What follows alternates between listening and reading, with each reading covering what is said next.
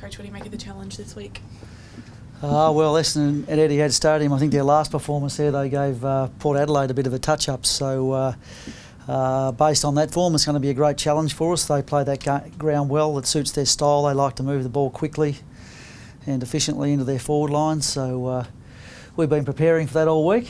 And, we had a close tussle with those guys back in round 2. So whilst we respect the fact that Essendon are a really good team on their day, we also give ourselves a strong chance.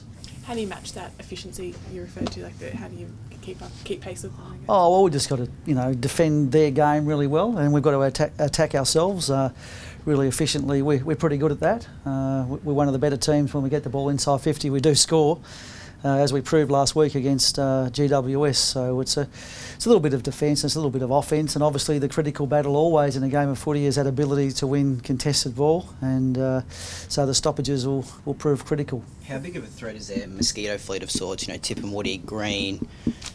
How big of a threat are they? It's a big threat. If they're allowed to run free and get into space, they can cause all sorts of damage. So we recognise that as one of their strengths. How big of an in is Cale Hooker for them? He was a big threat up forward. Cale Hooker's an outstanding player. He's an All-Australian fullback, and he's been in very good form up forward this year for them. So we feel confident, though, that with our young defenders that they can match up pretty well on them, and regardless of the outcome, it's another great experience for the likes of Harris Andrews and Dan McStay to play on players like that. Yeah. I'm sorry. You're right. You can keep going for us. Are you expecting them to come out a bit more aggressive after sort of their heartbreak last week against the Swans? Oh, really, that's probably something that John Worsfold and his coaching team control. I don't know how they come out well. I'm sort of more interested in how we come out. We want to start well. Obviously, that's an important thing on the road, and then be able to sustain that throughout 4 quarters. Without your skipper this week, it's a bit of a blow.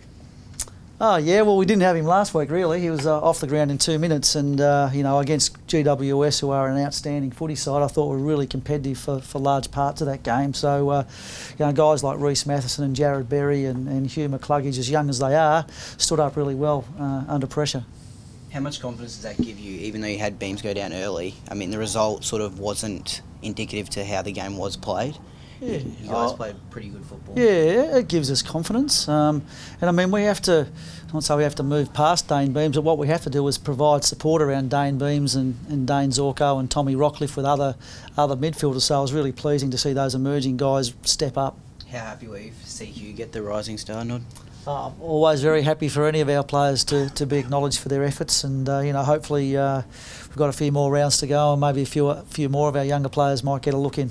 Obviously, beyond getting the win, what's the benchmark for success for you guys this weekend? Oh, we'd like to come away having at least won a few quarters. We want to defend well.